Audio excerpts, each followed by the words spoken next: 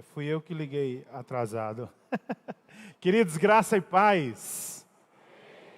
Foi forte feito caldo de biloca. Vamos lá, queridos, graça e paz. Agora sim, parece assim, quem comeu aquele vaca atolada ali. Ó, falou vaca atolada, tem uma galera que gosta muito aqui, que já olha. Ô pastor, não fala isso não que eu me tremo. Mas queremos conhecer você que nos visita hoje à noite. Quem está nos visitando hoje pela primeira vez, pela segunda vez, e ainda não teve no nosso lounge. É um espaço para lhe conhecermos melhor e tem surpresas lá. Eu queria saber, quem nos visita hoje pela primeira vez? Levante sua mão assim. Mantenha aí a sua mão levantada. Quem nos visita pela primeira vez, pela segunda, ainda não foi no lounge. Mais alguém? Levanta a mão, levanta a mão. Queremos conhecer você. Mais alguém? Ok, estamos muito felizes. Sejam bem-vindos. Sintam-se em casa, vocês estão na casa do Pai de vocês. Amém? Valeu, Lucas. Obrigado. Queridos, hoje à tarde nós tivemos a audição de 2 músicos e vai ser divulgado ainda a resposta, mas um deles já esteve tocando também agora à noite aqui conosco. O Daniel está aqui na guitarra. Então assim, logo logo a gente vai estar falando mais e queremos orar por eles, se o resultado foi de aprovados, porque nós vamos introduzi-los no ministério de louvor. E é muito importante, você que está aqui na Semente, é uma igreja em célula e se movimenta nos ministérios. Tem ministério criativo, com várias equipes, não precisa ser expert em alguma coisa, mas ter um coração ensinável e um desejo de estar envolvido no ministério. E aí você pode procurar qualquer uma dessas pessoas que estão com a camisa preta, falando sobre, mostra aí os nomes que estão escritos na camisa, adorar, servir, alcançar, querem amar você, asa. Use a asa de Deus para voar mais alto. E é assim que nós servimos aqui e queremos que você se envolva. Tem muitos ministérios. Pessoal que cuida do carro de vocês, das motos, que recebem vocês, que cuidam do ambiente, que estão trabalhando com as crianças. Gente, é muita gente voluntária. Mas você tem o seu espaço também para fazer parte dessa equipe. Lembrando que estar servindo a Deus é fazer para Ele, servindo ao outro aqui perto. Então envolva-se, esteja junto e vamos estar participando. E eu quero minhas rifas aí, porque eu quero essa rede aí, Prêmio Tambaba. Uau! Ó, Giovana, é nossa, só precisa de uma, né? Então assim, vamos ganhar essa rede. E aí vocês também comprem logo suas rifas, porque vai ser todo mundo em cima. Uma rede dessa é bem cara. Você imagina o quê? Domingo passado, nós conversamos e eu gostei muito porque algumas pessoas mandaram mensagem, pastor, eu li, eu fui, cascaviei, fiquei com dúvida no negócio e tal, e puxa, e é muito bom isso. O que eu estou falando aqui, não acreditem no que eu digo. Vocês vão conferir em casa. Vocês acreditem no que vocês lerem. Se o que eu digo está conforme a Bíblia, aí vocês acreditam. Se não tiver, então esquece o que eu disse aqui. Mas o interesse é esse, que sacuda a gente para estarmos em casa buscando.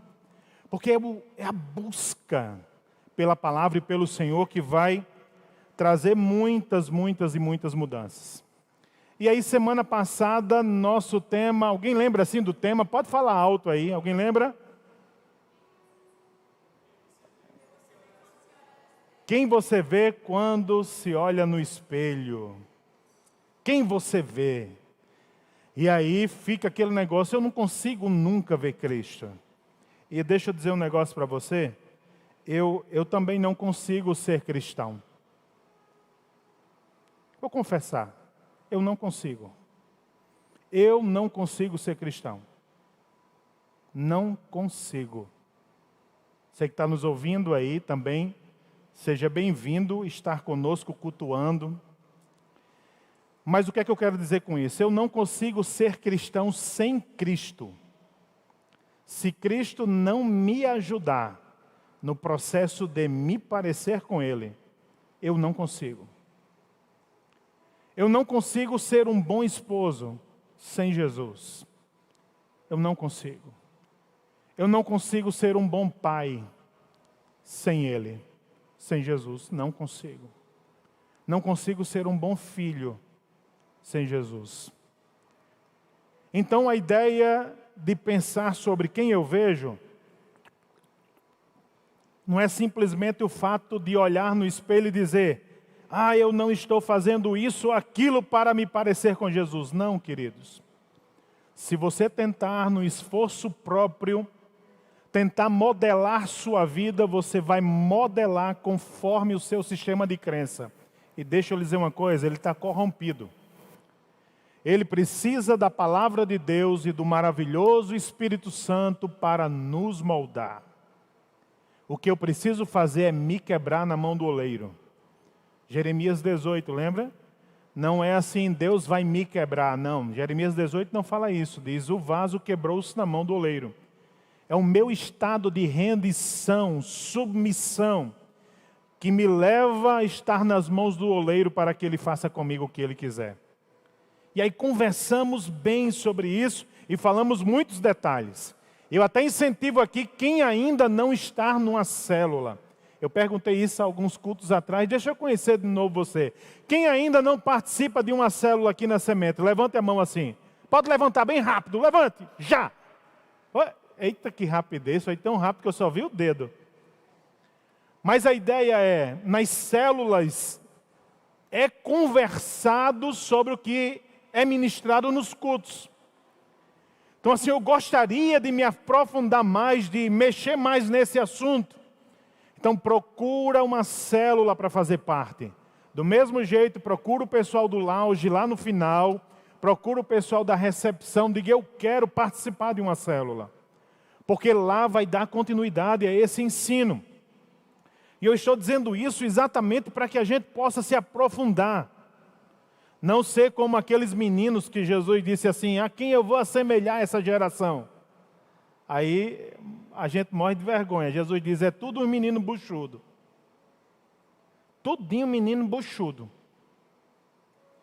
Foi isso que na mensagem passada foi ensinado também. Está claro lá no texto. Mas a ideia ali do espelho, foi muito boa a conversa na célula da gente essa semana, porque foi levantada uma questão, o casal está até aqui, eu me lembro muito bem de quando ele falou sobre, observa como as pessoas estão dependentes dos que os outros dizem.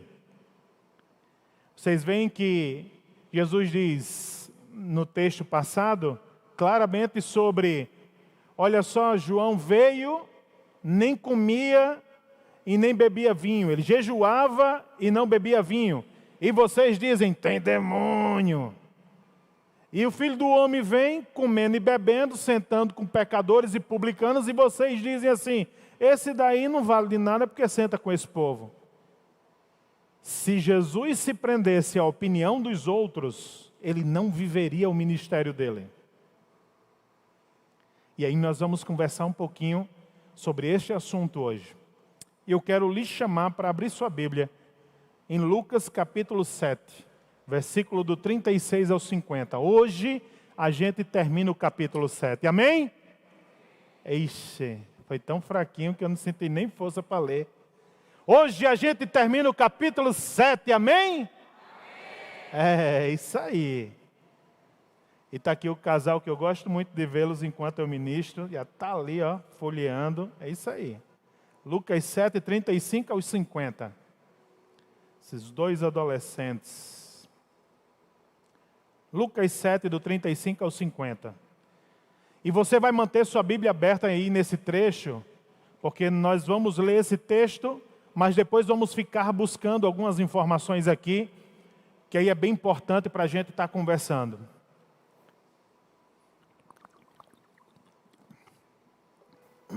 Diz assim o texto: convidado por um dos fariseus para jantar, Jesus foi à casa dele e reclinou-se à mesa. Ao saber que Jesus estava comendo na casa do fariseu, certa mulher daquela cidade, uma pecadora, vou falar bem baixinho, pecadora, trouxe um frasco de alabastro com perfume e se colocou atrás de Jesus a seus pés. Chorando, começou a molhar-lhe os pés com as lágrimas. Depois enxugou com os cabelos, beijou-os e os ungiu com perfume. Ao ver isso, o fariseu que o havia convidado disse a si mesmo: se esse homem fosse profeta, saberia quem nele está tocando e que tipo de mulher ela é. Uma pecadora. Respondeu-lhe Jesus: Simão, tenho algo a lhe dizer. Dize, mestre. Simão respondeu: 2 homens deviam a um certo credor, ou a certo credor. Um lhe devia 500 denários e o outro 50. Nenhum dos dois tinha com que lhe pagar. Por isso, perdoou a dívida a ambos.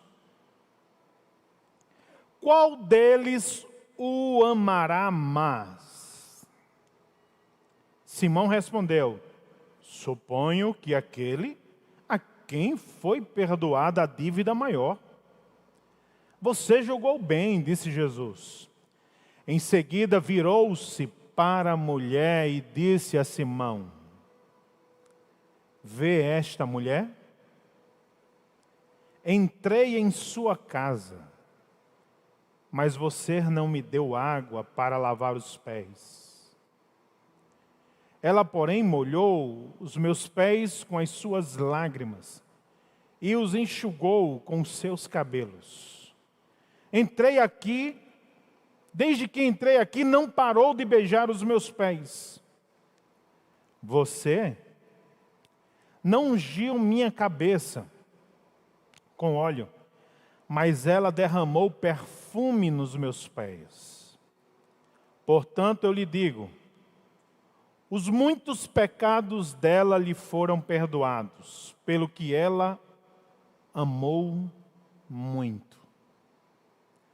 Mas aquele a quem pouco foi perdoado, pouco ama. Então Jesus disse à mulher: seus pecados estão perdoados.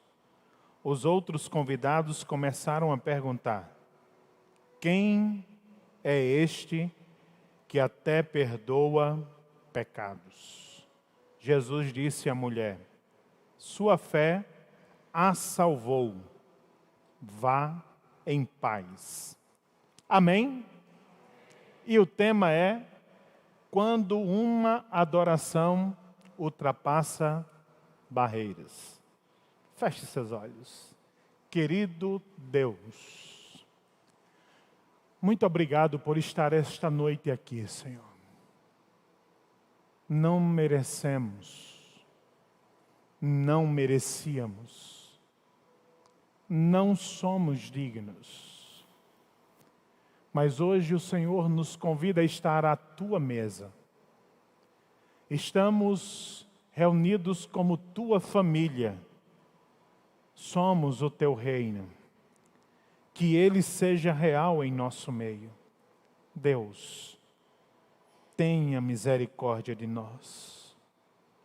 Eu não sei quantos entraram aqui espedaçados esta noite. Quantos entraram aqui moídos, triturados? Quantos talvez não vieram por não ter forças para caminhar? Quantos estão machucados? Quantos não conseguem, Senhor, nem sequer abrir um texto bíblico para ler. Quantos estão sorrindo, chorando? Quantos estão aqui com um casamento passando uma crise, não sabe como resolver? Quantos estão aqui e seus pais estão passando por essa crise? Quantos entraram nesse lugar, estão desempregados e disseram: Senhor, eu não sei o que vou comer essa semana? Quantos estão nos assistindo e passam por todas essas situações que nós estamos falando aqui? Quantos ouviram palavras que tentaram entristecer, dardos inflamados do maligno, dizendo: acabou, chegou o fim? Quantos? Deus, mas o bom de tudo é que esta noite estamos reunidos junto de um Deus todo-poderoso, que tem autoridade e que controla e comanda todas as coisas em suas mãos. Um Deus que fala às estrelas e elas lhe batem continência. Um Deus que diz o nome de cada uma e elas respondem: sim, Senhor.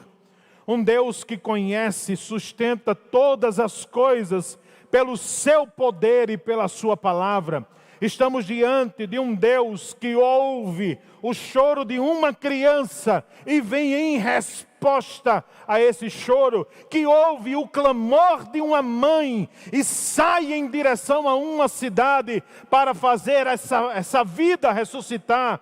Um Deus que comanda e controla a natureza, que diz à tempestade: pare, e ao mar: silencie, e todos eles lhe obedecem. Um Deus que fala ao surdo que não ouve: ouça, e o surdo passa a ouvir. Um Deus que diz a um morto de 4 dias, já em putrefação, com as células acabadas e destruídas: volte à vida, e o morto volta são e curado. Nós estamos diante de um Deus que muito em breve voltará e dirá à sua noiva: vem, amada minha, e nós nos ajuntaremos com Ele para todo o sempre. E amém, e amém, e amém. Nós oramos a Ti, Senhor, oramos a Ti e Te pedimos: esteja conosco nesse banquete,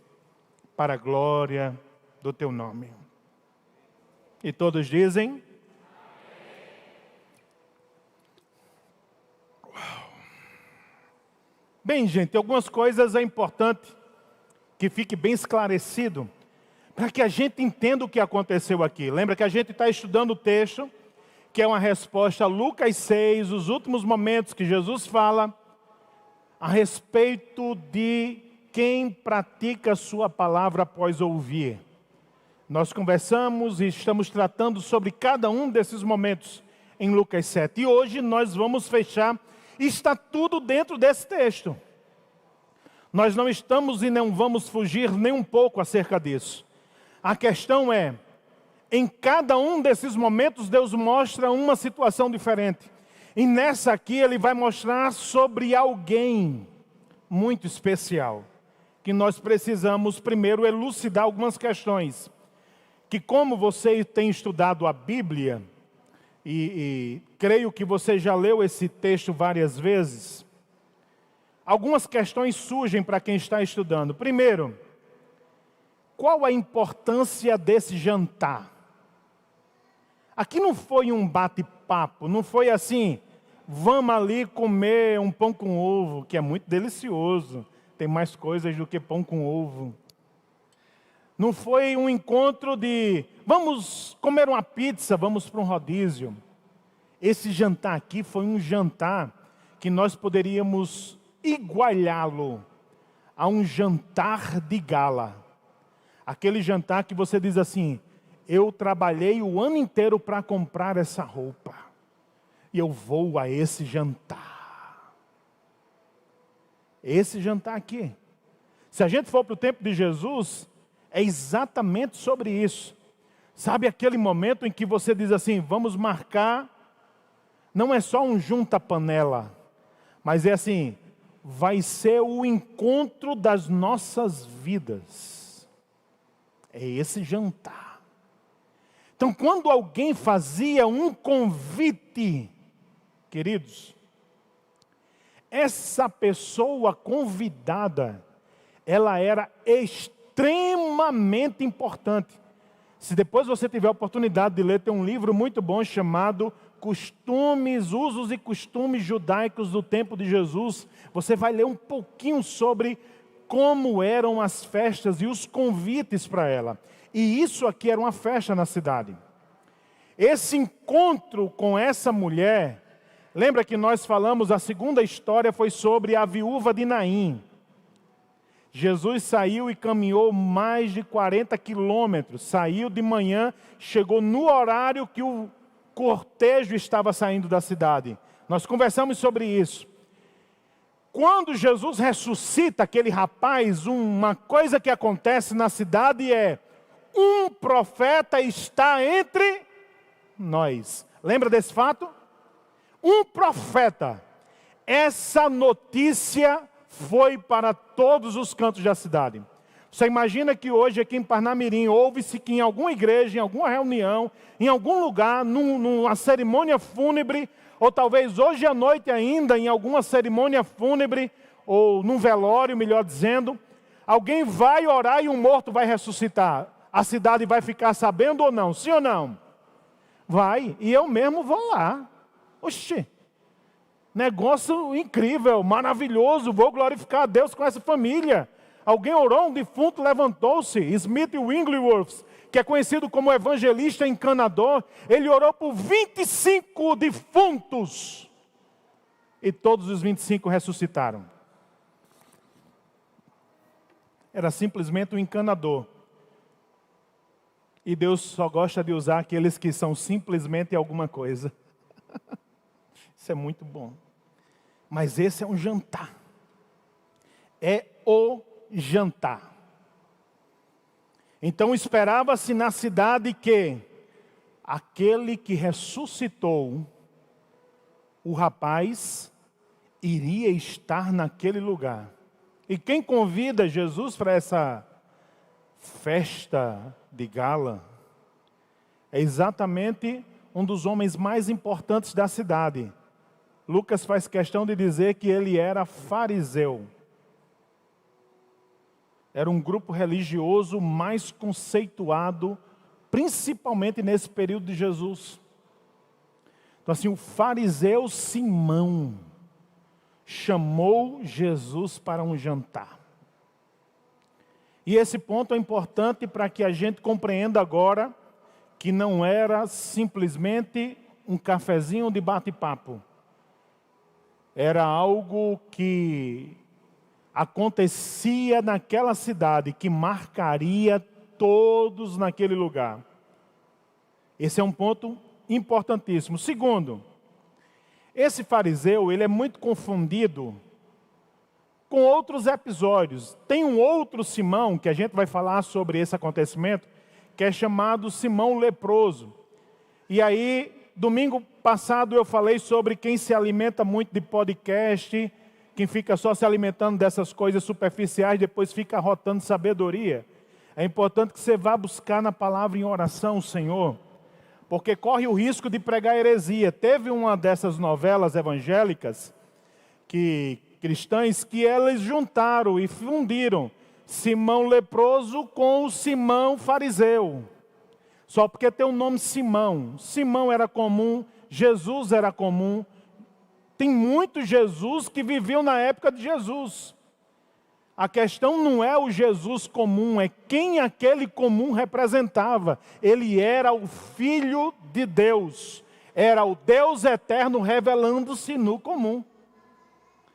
Então assim, vendo novelas, escutando podcasts e tal, existe muita coisa que a Bíblia não fecha esses detalhes, porque não é importante fechar isso. Dizer quem era quem era aquilo, mas aqui é claro, esse Simão era um fariseu, não era o Simão, o leproso. Por qual motivo? Porque você vai ver que Lá em Mateus capítulo 26 e Marcos capítulo 14, depois você lê em casa, volta o vídeo e pega esses dois capítulos, você vai ver uma história muito semelhante. Só que essa história ocorre em Betânia. Que aí uma coisa semelhante dessa história é que a mulher quebra o vaso e derrama sobre a cabeça de Jesus. Não é a mesma história. A história que nós estamos contando hoje à noite é de uma mulher que quebrou nos pés. A de Mateus 26 e Marcos 14, ela quebrou na cabeça. Segundo ponto, essa aqui é conhecida e foi registrada como uma pecadora. Essa outra de Mateus e de Marcos, ela não era reconhecida como uma pecadora. Ela era irmã de Lázaro, Maria.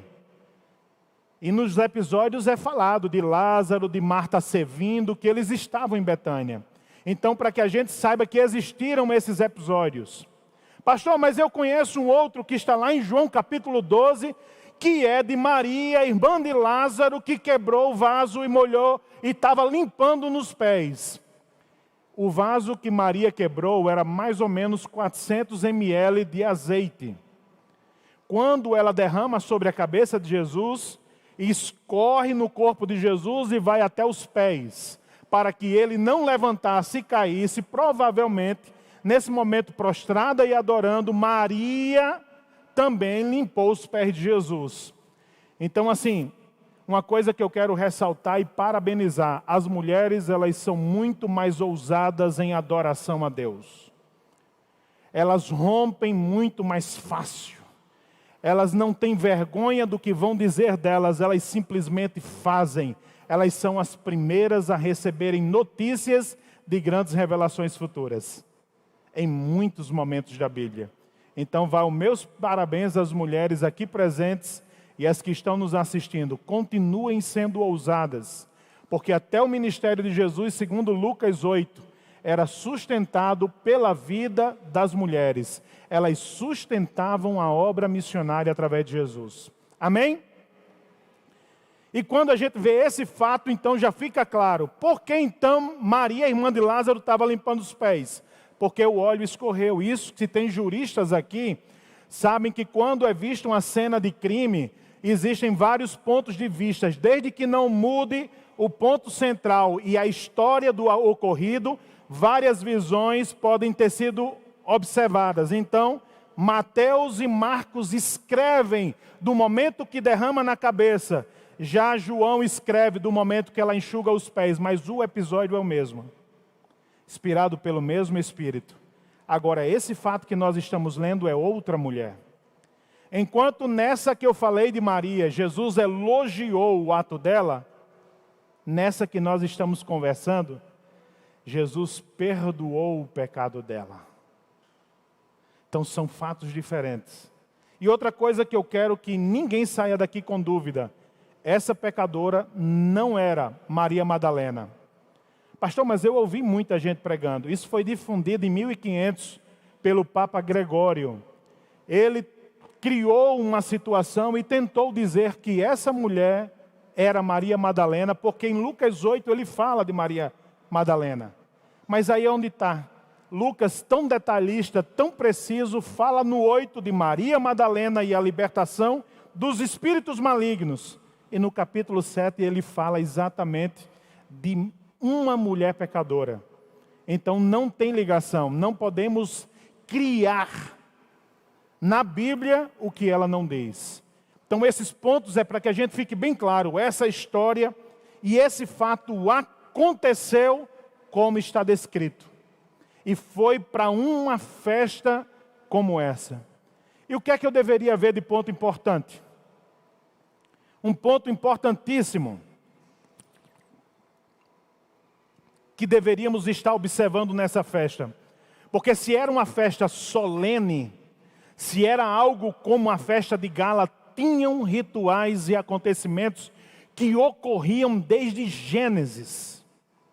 Nós vamos encontrar em Gênesis 18, 19, 24, os momentos em que Abraão serve a Deus, lava os pés, saúda com ósculos santos e tal, todo um... É porque é assim que é o acolhimento naquela região. Então algo precisava ocorrer e não ocorreu, sendo Jesus o convidado. E o que foi? Aí eu convido vocês para verem Jesus falando sobre o que deveria ter ocorrido. Lucas capítulo 7, versículo 45. Olha o que diz o texto bíblico. Lucas 7, 45. Você não me saudou com um beijo, mas esta mulher, desde que entrei aqui, não parou de beijar os meus pés. Assim que alguém entrava, a primeira coisa que deveria acontecer era a saudação, mãos nos ombros, ósculos santos. Lembram dessa palavrinha, dessa frase? Ósculos santos é Paulo falando em Romanos 16, 16. Saúdem uns aos outros com ósculos santos. Porque era uma saudação normal, dizendo assim: você é bem-vindo aqui. Realmente você é o meu convidado. E por esse motivo, depois do beijo, se ele considerasse Jesus Senhor e Deus, ele deveria prostrar-se. Porque é um fato muito rápido. Vocês vão ver isso depois em Atos capítulo 10, que quando Pedro chega na casa de Cornélio, Cornélio se lança nos pés de Pedro. Mas Pedro rapidamente levanta e diz: opa, não, eu sou conservo igual a você. Não tem diferença nenhuma. Porque se era senhorio, ele deveria se prostrar. Se Pedro recebesse essa honra de senhorio, ele aceitaria aquele ato de Cornélio. Então aqui Simão estava descumprindo alguma coisa. E aí a gente vai ver em Lucas 7, 38. Olha o que é que diz o texto bíblico. A parte A, logo em cima ele já diz assim, ó: e se colocou atrás de Jesus, a seus pés. Quem fez isso? Foi a mulher. Simão não se curvou. Então ele não reconhecia o senhorio de Jesus. Segundo, Jesus vai e faz exatamente a colocação acerca do lavar os pés em honra. Continuando o mesmo versículo, pode deixar aí. Chorando, começou a molhar-lhes os pés com suas lágrimas, depois os enxugou com seus cabelos, beijou-os e ungiu com seu perfume. Naquele momento era para Simão chamar, já ter selecionado um servo para lavar os pés de Jesus, para duas coisas. Primeiro, para que ele estivesse limpo na cerimônia, naquela festa, e se sentisse cuidado. E segundo, Jesus vinha na estrada, para que ele não trouxesse poeira para dentro do local. Então ele desrespeitou completamente o cerimonial de uma grande festa. Mas a mulher fez isso. E outra coisa, como nós identificaríamos o que foi feito, o que significado teve com essa mulher? Aí eu vou lhe convidar para, nesses poucos minutos finais, você viajar comigo. Dentro de uma história, uma conjectura minha. Isso não está escrito na Bíblia, mas eu não fugirei aos acontecimentos bíblicos. Não vou criar uma coisa diferente da Bíblia. Mas eu queria que você pensasse comigo. Por qual motivo eu quero lhe levar a pensar nisso? Pelas entrelinhas do texto. Ela tinha nas suas mãos um negocinho chamado alabastro. E era um vaso feito de alabastro. O que é o alabastro? Alabastro é um vaso, ou melhor dizendo, você vai conhecer muito melhor como um mármore, que ele tem muito composto da calcita, em regiões muito calcárias onde você tira, porque ele beira o marfim, é um pouco rosado, é muito bonito isso. Você vai encontrar em regiões muito calcárias da península ou da área de Israel, da nação de Israel. Mas isso é muito mais encontrado no mesmo canto onde se encontra o nardo, onde se encontra a mirra, que foram feitos óleos de especiarias e perfumes. Então o que a gente começa a ver é que esse vaso de alabastro, ele era construído em uma peça única. E para se extrair o perfume que era guardado dentro, ou esse óleo aromático, tinha que romper ele e usar. Esse óleo normalmente ele era utilizado, nós estamos falando do nardo, ele é uma erva, e era extraído o óleo dela e era utilizado em cerimônias para colocar nos corpos de quem morria, porque o perfume era muito forte. E aquele nardo era muito caro. Para vocês terem uma ideia, um nardo que foi utilizado para derramar sobre Jesus, nos pés de Jesus nesse momento, ele equivalia mais ou menos a 450, 500 denários. Isso era equivalente a 1 ano e meio de trabalho. Muita coisa. As mulheres normalmente começavam a juntar esse perfume quando elas saíam da adolescência e entravam na puberdade, se preparando para casar. Era uma forma de juntar dinheiro para o casamento, para fazer um enxoval. Então todo o trabalho de um dia reservava-se um pouco do dinheiro para comprar umas gotinhas daquele óleo. E guardava, e só tinha uma forma de entrar, e ali ficava. E assim era durante uma vida, dependendo da forma de trabalho. Se você tem um salário de 1 ano e meio, com todas as diárias, você imagine que você tirasse 10% desse salário para compor esse perfume. Seria aproximadamente 10 anos juntando isso.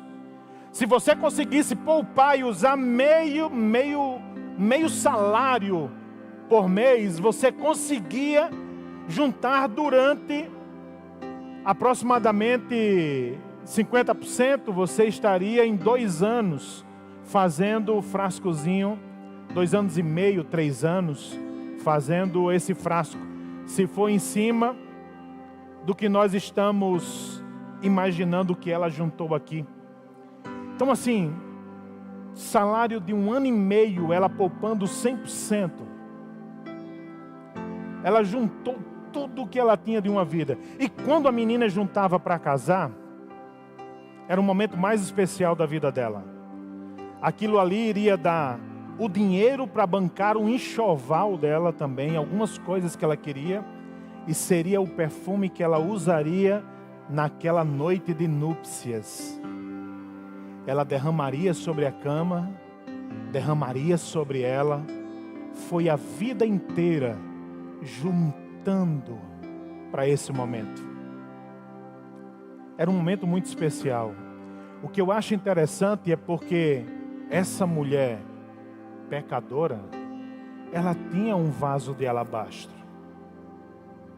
Então, em algum momento da vida dela, ela começou a juntar essa riqueza. Talvez no momento em que ela ainda não era uma mulher que se prostituísse ou que vivesse uma vida que levasse esse título de pecadora. Que o termo utilizado aqui por Simão era para denegrir a imagem daquela mulher. Mas o que Simão queria denegrir na realidade naquela noite, não era só aquela mulher, mas queria desfazer o que todo mundo estava dizendo: um profeta esteve entre nós. Vocês veem o que é que Simão diz? Simão diz assim: se esse homem realmente fosse profeta, se ele fosse profeta, ele saberia quem era essa mulherzinha aí que está tocando nele. Ô irmão, a verdadeira adoração, ela vai romper. As mulheres são muito ousadas e elas conseguem fazer isso. Homens, precisamos romper. Essa história de que homem não chora, isso é uma mentira do diabo. O homem chora. E ele é homem chorando. Homem enxuga as lágrimas e se levanta. Tem que quebrar o vaso. Essa mulher juntou, talvez perdeu todas as esperanças. Como ela entrou numa vida de promiscuidade. talvez na cabeça dela nunca mais passasse aquela ideia: eu vou me casar um dia. Eu acho que nenhum homem vai querer casar comigo. Nenhum homem vai querer chegar para mim e dizer assim: eu quero você como minha esposa. Me tirar da vida? Os homens só me tocam e me abusam. Pagam por essas noites e me usam como objeto. Quanta dor essa mulher devia carregar. Quanta tristeza, quanta desesperança. Porque no início de Lucas fez questão de, inspirado pelo Espírito Santo, falar na sua segunda história sobre uma mulher que era viúva e perdeu o filho. Acabou a esperança, mas chegou Jesus. E agora uma mulher que não tinha marido, que não tinha filho e não tinha um futuro casamento. Como seria a história dessa mulher em um desfecho tão triste e tão horrível? A questão é que em algum momento, naquela cidade circulou a história: tem um profeta entre nós. Uau! Tem um profeta. Você poderia me ajudar nessa mensagem? Diga para a pessoa do seu lado: tem um profeta entre nós. Tem um profeta aqui nesse lugar. E quando nós falamos de ter um profeta, que tem o profeta, não é um, é o único que pode dizer, e quando ele diz as coisas acontecem. Essa mulher foi impactada com essa história e disse: há esperança de um homem que quando olhar para mim não me olhe como objeto plastificado de pornografia. A esperança de um homem que olhando para mim não venha me despir e pense: ela vale 1 denário de uma noite. Eu quero conhecer esse homem. E como eu não sei se eu vou casar, eu quero pelo menos uma coisa fazer: entregar para ele o que eu tenho de maior valor. Essa mulher não participava de festas, era uma pecadora. Não participava nem de cerimônias fúnebres, provavelmente ela não viu a ressurreição, era uma pecadora. Essa mulher não era convidada para festas infantis, porque era uma má influência para as crianças, e talvez ela roubasse o marido de alguém que estivesse naquele lugar. Como era a mente dessa mulher? Triste, abalada, sem esperança. Mas ela soube: vai ter uma festa estilo judaico. Vai ter uma festa. As mulheres não participam do banquete, não participam. Mas há uma esperança, porque nessas festas de gala, as mulheres e as crianças, as pessoas humildes, podiam ficar no pátio distante, olhando quem era o homem que estava sendo honrado naquela festa. E ela descobriu que o homem que seria honrado era aquele que tinha orado, estendido a mão, e o filho daquela mulher, que ela sabia quem era, tinha ressuscitado, e ele era um profeta. Deus visitou. Ela diz: eu preciso entregar para ele e dizer a ele exatamente isso. Está aqui o vaso de alabastro, tudo que eu tenho, juntei para casar. Eu queria ser remida, ter um marido, ter um homem que pudesse me proteger, mas os homens me tocam, me magoam, me usam. E eu vou derramar tudo que eu juntei na minha juventude para o casamento e entregar a Deus, já que Ele é um profeta de Deus. Só que ela não esperava que aquele profeta fosse o próprio Deus. Ela começa a furar barreiras. A primeira vencer a barreira de ser identificada na festa. As pessoas iam reconhecê-la rapidamente, mas ela queria encontrar Deus, e não importava o que fosse necessário fazer. Ela rompe a barreira do psicológico, do desânimo, do complexo de inferioridade, e ela rasga dizendo: eu vou chegar perto dele, eu não vou desistir. Alguma coisa movia-se dentro dela, ela ainda não sabia o que era aquilo, mas nós hoje sabemos que é o Espírito Santo que vem no nosso ouvido e diz: não para. Quando você entra naqueles lugares que não deveria, e você sabe disso, e aquela voz vem e diz: o que é que você está fazendo aí? Sai daí. É Deus ministrando ao nosso coração. E naquele momento, aquela mulher diz assim: se eu for pela frente, os homens me barram, eu não consigo entrar na festa. A única coisa que me resta são os pés. É nos pés que eu derramarei a minha adoração. E aquela mulher vai por trás de todo mundo. O clima está mais ou menos assim, tudo desligado. Não dá para identificar muito rápido.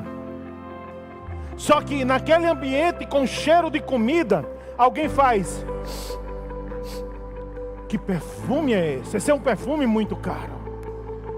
Tem alguém aqui derramando mirra, derramando nardo puro, está tomando o ambiente de toda a casa. Alguém está derramando um perfume muito caro. E era aquela mulher que estava jogada nos pés de Jesus. E ela derramava e limpava os pés de Jesus com o cabelo, chorava, beijava, tirando o pó com seus próprios cabelos, e beijava, e derramava, e beijava, e o perfume começou a tomar o ambiente. Aí surge o dono da lei, que olha e diz: se esse homem fosse profeta. Ah, como Deus gosta desses desafios. Quando alguém olha e diz assim: esse aí tem jeito? Tem jeito não. Esse aí não serve nem para o inferno, de tão ruim que é. Essa daí dá muito trabalho, esquece dela. Ah, quando alguém diz isso para aquele que está no ambiente recebendo adoração, ele olha para Simão e diz: Simão, o nível aqui do ambiente não é medido pelo que você demonstra, mas por quem você é. Deixa eu contar uma história. E ele vai e conta: duas pessoas deviam, uma devia 50, a outra devia 500 denários. E ele falava dessa mulher: 500 denários que estavam dentro daquele vaso de alabastro. Ela tinha tudo naquele lugar. E de repente, diante desse homem, chegam para ele com seus problemas, e ele diz: eu perdoo vocês dois. A questão não é quem esse homem mais amou para perdoar. A pergunta para Simão é: qual dos dois amou mais? Qual dos dois sentiu-se mais amado? E Simão diz: é claro que quem devia 500 denários. E ele disse: você julgou bem. Na mesma hora ele vira para aquela mulher que não via esperança de futuro, que não via esperança de um casamento, que não via esperança de família.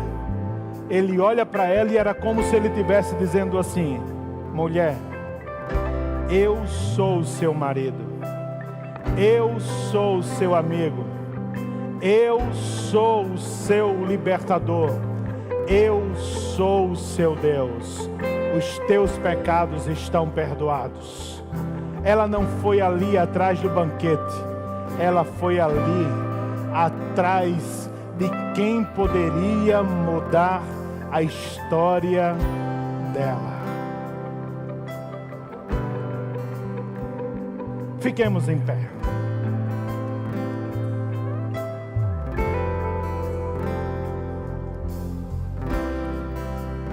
O universo chora, o sol se apagou, e ali estava morto o Salvador.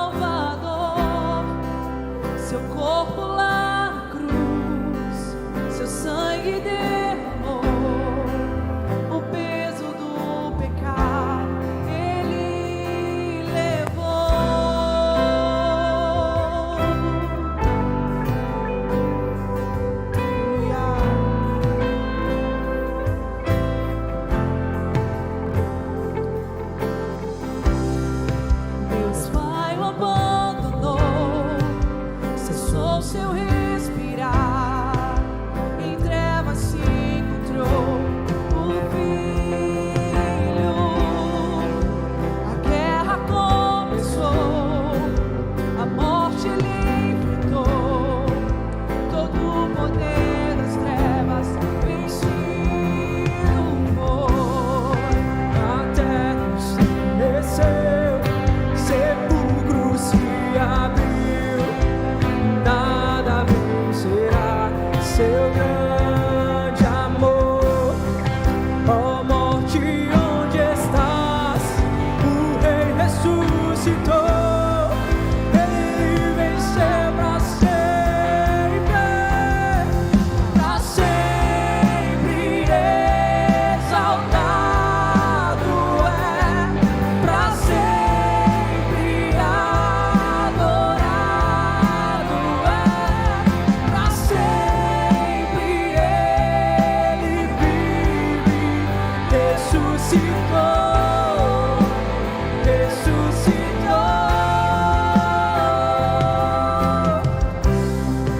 a terra estremeceu, sepulcro se abriu, e nada vencerá seu grande amor. Ó morte, onde estás? O Rei ressuscitou, ele venceu,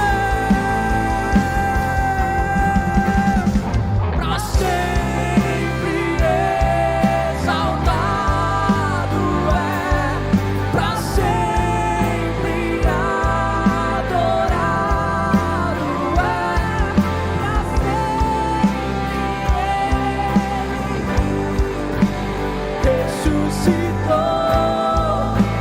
ressuscitou.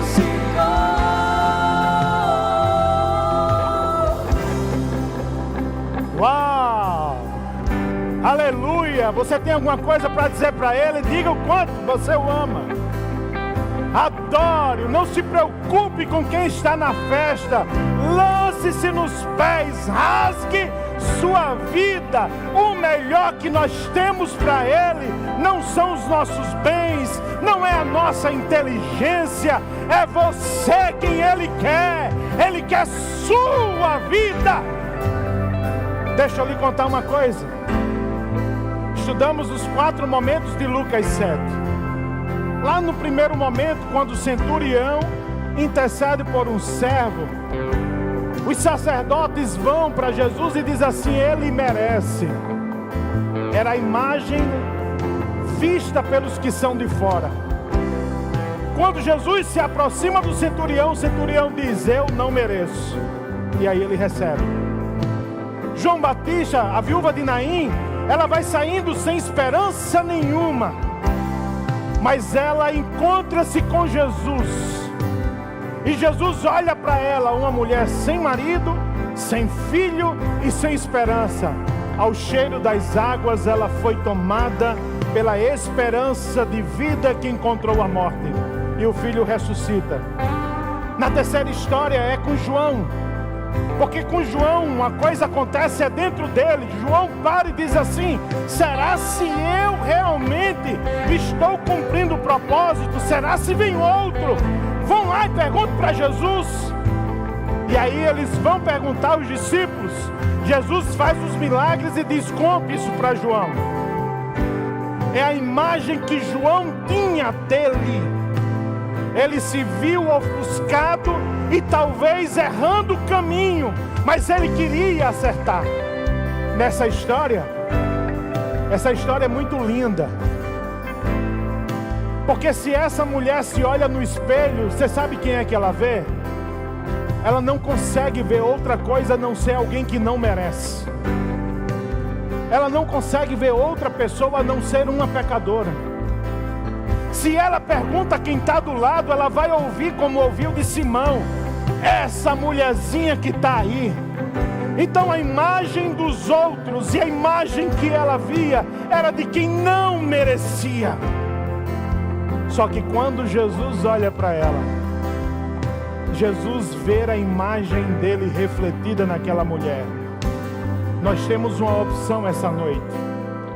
ou ficar com a imagem que os outros dizem que nós somos, ou ficar com a imagem que você pensa que você é, ou se render à imagem que Ele sabe que nós somos. Você é filho e você é filha de Deus, imagem e semelhança dEle. Você está sendo moldado por Ele para ser a perfeição como Ele é. Renda-se a Ele, quebre o vaso, derrame o seu perfume e veja Deus moldando na sua vida quem Ele quer de você. Amém? Adore ao Senhor. Cantamos aleluia, cantamos aleluia, cantamos aleluia, o Cordeiro venceu. Cantamos aleluia, cantamos aleluia, cantamos aleluia, o Cordeiro venceu. Vamos, igreja! Cantamos aleluia, cantamos aleluia, o Cordeiro venceu. Cantamos aleluia, cantamos aleluia, cantamos aleluia, o Cordeiro venceu.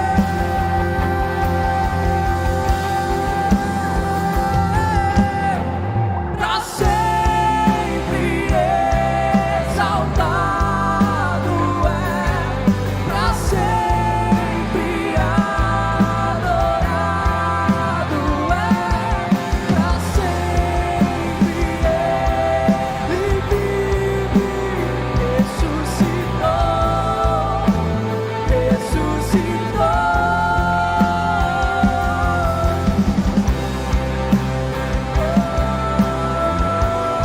Ele ressuscitou e vivo está em nosso meio.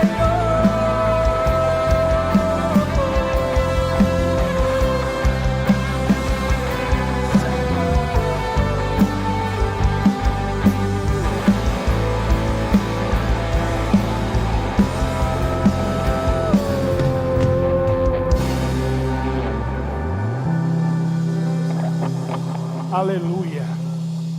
Queridos, veja o quanto você pode mudar no ambiente, quer seja na sua casa, quer seja no seu trabalho, quer seja na sua vizinhança. Quando você quebra o seu vaso, quando você se quebra aos pés de Jesus, aquele ambiente muda o cheiro. Deixe Deus derramar da sua presença através da sua vida. Rompa, como é o tema, rompa os ambientes com adoração. Rompa os ambientes com adoração. Você não é o que dizem de você. Você não é o que você pensa de você. Você é o que Deus diz ao seu respeito. Quando Jesus fala sobre nós vivermos a palavra, é diante de qualquer luta que nós venhamos a passar. Nunca deixe a sua convicção de filho e filha ser abalado. Nunca deixe isso acontecer, porque o Senhor está moldando em você a imagem e semelhança dele. Amém? Quando terminar a oração, vai ter uma pessoa com a placa lá no final. As pessoas que nos visitam, que receberam aquela sacolinha, está ali, ó, lá atrás o nome Lounge. Você vai lá, que eles vão conversar, vão levar ali, vão conversar com você, uma benção, é muito bom mesmo. Não deixem de passar pelo Lounge. E todos vocês, essa semana será uma semana de desafios conforme essa mensagem. Mas a cada dia, quando a situação parecer estar querendo ditar quem você é, quebra o vaso e deixa o perfume tomar um ambiente. Porque o ambiente será mudado por Deus através da sua vida. Pai, muito obrigado por esta noite. Muito obrigado por estarmos aqui. Te agradecemos pelas vidas dos meus irmãos e irmãs que estão aqui, que estão nos acompanhando. Nós te louvamos pela vida dos nossos pastores, os pastores aqui da igreja, Senhor. Toma conta do pastor Pedro. Continua trazendo saúde e restauração à vida dele, em nome de Jesus. Toma conta da pastora Gigliola, toma conta de toda a família.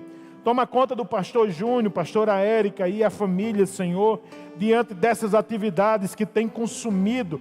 Toma conta deles e glorifica o teu nome, que os vasos sejam quebrados nesses lugares e o ambiente seja tomado pelo cheiro do teu perfume. Te pedimos, Senhor, pela vida do pastor Alisson, pastora Larissa, pelo meu lar, pela minha esposa, em nome de Jesus, pelos lares aqui representados, pela igreja semente, Senhor, que saiamos daqui essa noite com nosso alforje cheio, Senhor, de semente, com a nossa sementeira cheia de semente, e possamos, ó Deus, levar o teu cheiro aonde nós formos, para a glória do teu nome, que diante dos desafios dessa semana, possamos olhar para cada um deles e observar uma oportunidade de levar o bom cheiro de Jesus. Que a tua presença, a tua graça e o teu poder repouse sobre todos, sobre cada um dos que estão aqui, que nos assistem, hoje para todos sempre. A igreja diz: é isso aí, Deus abençoe, queridos.